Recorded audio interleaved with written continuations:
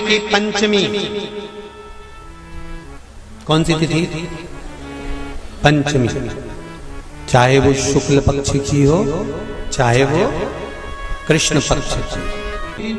शंकर भगवान पर जिस जिस परिवार के व्यक्ति का कांवड़ जल हमने बताया है आपको, जरूरी नहीं है कि डंडा बांधकर 2 कावड़ के जल के लोटे लेकर जाओ, आप अपने हाथ में भी 2 पात्र लेकर जा सकते हैं। पंचमी तिथि के दिन हाथ में 2 लोटे जल के, 2 कलश जल के जब हम शंकर भगवान को चढ़ाते हैं तो ऊपर जो कमंडल होता है शिव जी के ऊपर जलधारी होती है, जिसमें जया, विषहरा, शामली, बारी, दौतली और देव, शंकर भगवान की 5 बेटियां जिसमें विराजमान होती हैं। जब हम जल समर्पित करते हैं, हमारे पीढ़ी में, परिवार में अगर कोई अधोगति में मर गया होता है, कुंवारी अवस्था में चले गया होता है, गर्भ में मर गया होता है, गर्भ के बाहर निकल कर भी अगर कुंवारी अवस्था में चले गया होता है, तो श्रावण महीने की दोनों पंचमी पर परिवार का अगर कोई एक व्यक्ति भी जल चढ़ा देता है शंकर भगवान पर, तो सर्प की योनि में नहीं पड़ता, जीव मुक्त हो जाता, प्रेत योनि में सर्प की योनि से मुक्त हो जाता।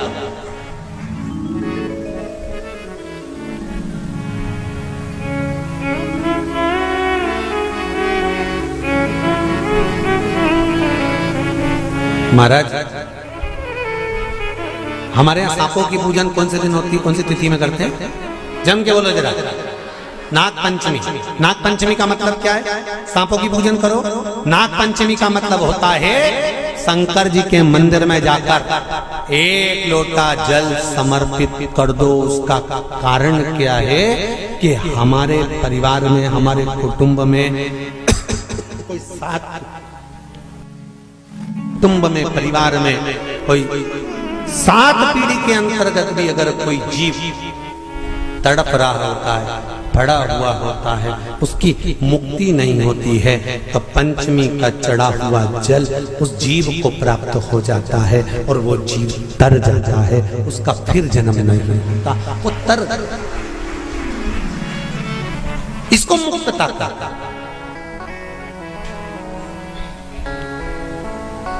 इसको मोक्ष का।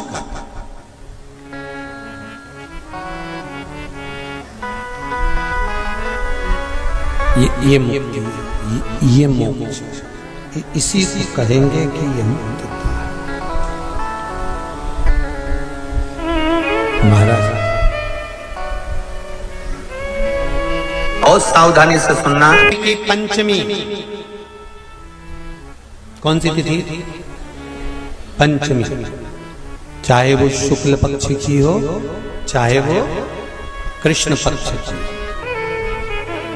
शिव महापुराण की कथा कहती है, आपको सुख अनुभव हो जाए, कार्य सिद्ध। जिंदगी में कभी संपदा कम नहीं हो सकती, संपदा बढ़ती चली जाती है।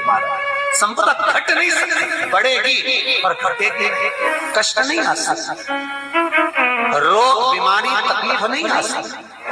आपके लिए तो लाभदायक है, समझ लो ये कथा।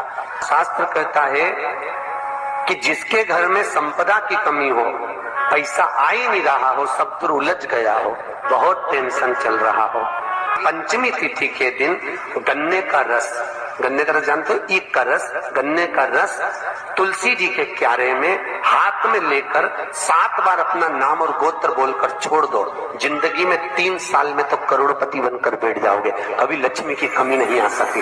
तैयारी में बैठे रहोगे कि फिर पंचमी तिथि आए। हमारे यहाँ सांपों की पूजन कौन से दिन होती है, कौन सी तिथि में करते हैं? जम के बोलो जरा। नाग पंचमी। नाग पंचमी का मतलब क्या है? सांपों की पूजन करो। नाग पंचमी का मतलब होता है शंकर जी के मंदिर में जाकर 1 लोटा जल समर्पित कर दो। उसका कारण क्या है कि हमारे परिवार में, हमारे कुटुंब में, परिवार में कोई 7 पीढ़ी के अंतर्गत भी अगर कोई जीव तड़प रहा होता है, पड़ा हुआ होता है, उसकी मुक्ति नहीं होती है, तो पंचमी का चढ़ा हुआ जल उस जीव को प्राप्त हो जाता है और वो जीव तर जाता है। बेल पत्र के पत्र को तोड़ने से पहले एक नियम है कि बेलपत्र के पत्र को वृक्ष से जब तोड़ा जाता है तो सबसे पहले उसको मंत्र दिया जाता है। क्या कहा जाता है? ओम नमः शिवाय। बेलपत्र के पत्र को पेड़ पे से जब तोड़ा जाता है तो ओम नमः शिवाय का नाद किया जाता है। और बेलपत्र के पत्र में, इसमें तो वो नहीं है गूठी, बेलपत्र का जब पत्ता टूटता है तो यहाँ एक गूठी आ जाती है। देखा है आप लोगों ने? जम के तो बोलो, देखा है? तो बेलपत्र के पत्र में जो गूठी होती है उसको भी जब तोड़ा जाता है, उस गूठी को जब अलग किया जाता है तब भी शिव मंत्र उसको दिया जाता है। ओम नमः शिवाय, ओम नमः शिवाय, ओम नमः शिवाय। वृक्ष पे से पत्ते को तोड़ा तो मंत्र दिया, गूठी को तोड़ा तो मंत्र दिया, और बेलपत्र के पत्ते को जब तोड़ा जाता है, मंत्र पत्ते को तोड़ने से पहले मंत्र प्रदान किया जाता है, और जब तोड़ा जाता है तो कहा जाता है, हे माँ पार्वती, हे माँ गोरा, चलो तुम्हें शिवजी ने बुलाया है मेरे कल्याण के लिए। माँ, आपको शंकर जी ने याद किया है, मेरे ऊपर बहुत दुख है माँ, कल्याण करिए, चलिए मेरे दुख को समाप्त करिए, निमंत्रण दो।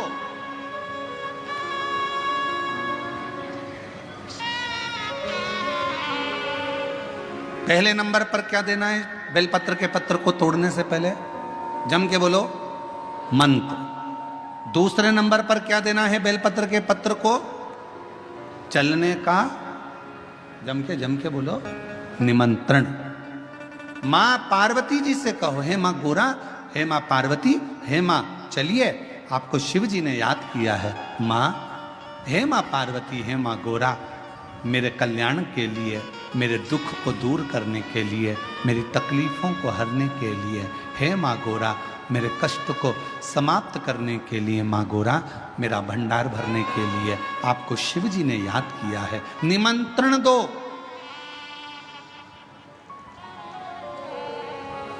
लेकर आए, फिर गूठी तोड़ी, फिर मंत्र दिया, ओम नमः शिवाय, नमः शिवाय, नमः शिवाय। अब गुरुजी ने पूछा कि तुमने मंत्र दिया? नहीं। तुमने निमंत्रण दिया? नहीं। तो फिर तुम्हें क्या हक है कि बेलपत्र का पत्र तोड़ो?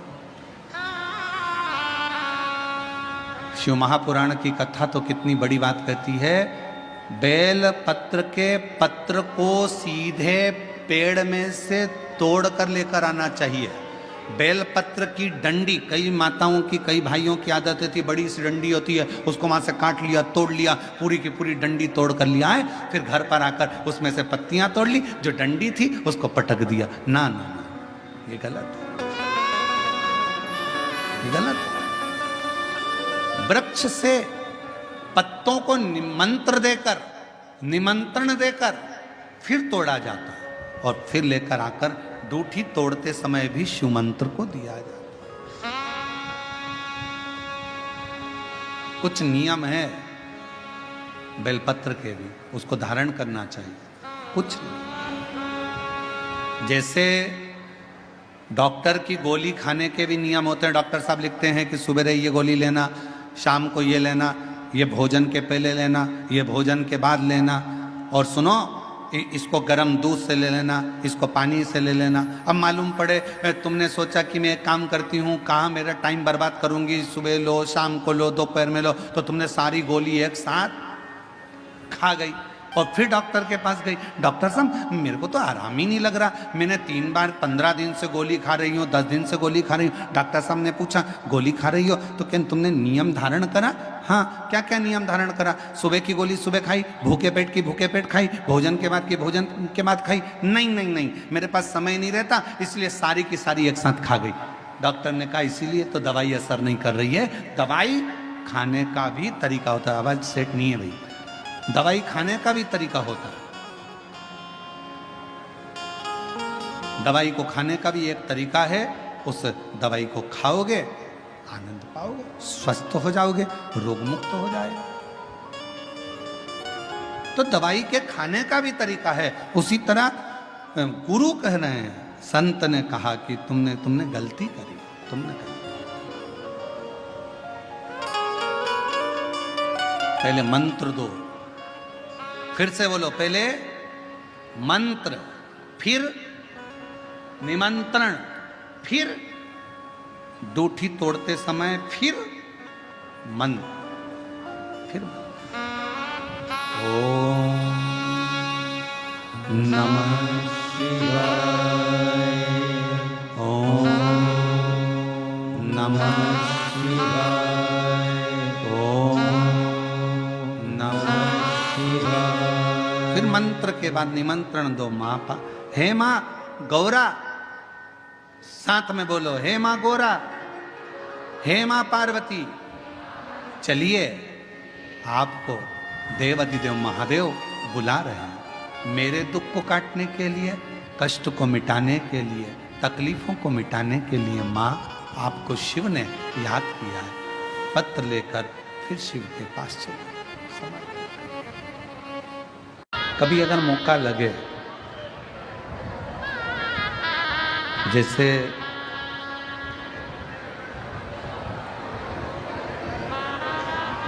कभी ऐसा योग लग जाए कि कोई आपसे कहे कि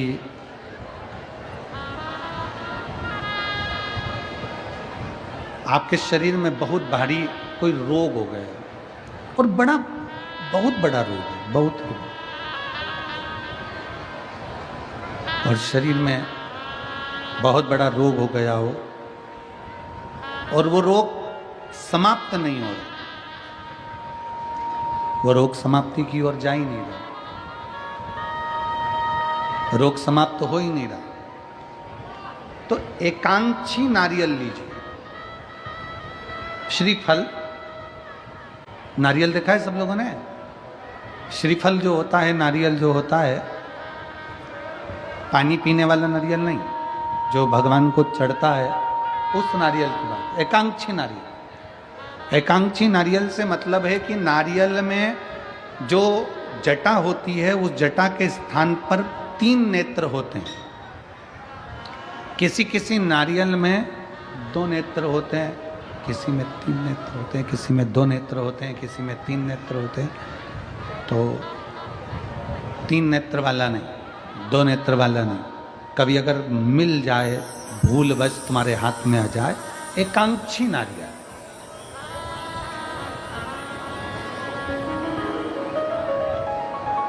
एक नेत्र वाला। पहले बताओ देखा है कि नहीं देखा? पहले ये तो बोलो कि नारियल के पीछे 3 आंखें दिखती हैं, 3 आंखें, किसी में 2 आंखें नजर आती हैं। उसी तरह एक एकांक्षी नारियल, एक नेत्र वाला। कभी अगर मौका लगे और अगर रोग बढ़ रहा है, घट नहीं रहा, तकलीफ बढ़ रही है, घट नहीं रही, सारे इलाज करवा लिए, सारी दवाइयाँ ले ली, सारी जांचें करवा ली, सारे डॉक्टरों को दिखा लिया, उसके बाद भी अगर आराम नहीं लग रहा है तो एकांक्षी नारियल। और उस एकांक्षी नारियल के साथ में 7 दुर्वा, 7 बेलपत्र, 7 दुर्वा, 7 बेलपत्र, 7 पीले कनेर के पुष्प हाथ में लेकर, जो व्यक्ति बहुत ज़्यादा बीमारी अवस्था में है और दवाइयाँ भी अगर लॉक नहीं कर रही हैं, डॉक्टर की दवाइयाँ खाते रहो, दिखाते रहो, उसके साथ में वो एकांक्षी नारियल जिसकी एक आंख है, 7 दुर्वा, 7 बेलपत्र, 7 पीले कनेर के पुष्प हाथ में लेकर श्री शिवाय नमस्तुभ्यम कहते हुए हाटकेश्वर महादेव का नाम लेकर, कौन से महादेव? हाटकेश्वर महादेव। हाटकेश्वर महादेव का नाम लेकर अपनी कामना करते हुए, बाबा से विनय करते हुए, जहां से जैसे ये शिवलिंग है, ये जलाधारी है, ये जलाधारी से जल बह रहा है, ये जल बहकर जहां से जाता है, ये जल बहने के स्थान जहां तक है, उसके बीच में कहीं पर भी, जहां जल बह रहा है ना, ये पानी बहकर जहां जा रहा है, उस स्थान पर कहीं पर भी वो जल बहकर जहां से जा रहा है जमीन पर, उस स्थान पर कहीं पर भी उस नारियल को, एकांक्षी नारियल, 3 आंख वाला नहीं, 2 आंख वाला नहीं, एक नेत्र वाला एकांक्षी नारियल, सफेद पीला कनेर, 7 बेलपत्र, 7 दुर्वा के साथ में उसको रख दीजिए और 1 लोटा जल देवाधिदेव महादेव को दक्षिण के भाग में खड़े होकर, उत्तर की ओर मुख कर यहाँ बैठकर या खड़े होकर इस भाग में उधर की ओर देखते हुए जल समर्पित कर दीजिए। उसमें से 1 बेलपत्र, 1 दुर्वा उठाकर लिया, उसी में से 1 कनेर का पुष्प अशोक सुंदरी वाली जगह पर समर्पित कर दो। दुर्वा सुबह के समय पर खाना है, बेलपत्री दोपहर के समय पर खाना है। उसके बाद में 15 दिन 8 दिन बाद फिर वापस जांच कराओ, आपके रोग में आराम मिलना प्रारंभ हो जाएगा। शिव उसको ठीक करना प्रारंभ कर देगा। श्री शिवाय नमस्तुभ्यम। दोस्तों, हर हर महादेव। 9 दिसंबर पौषमा की पंचमी तिथि को करें 2 लोटे जल का शिव मंदिर में अभिषेक तथा हर होगी हर मनोकामनाएं पूर्ण। हर हर महादेव। श्री शिवाय नमस्तुभ्यम।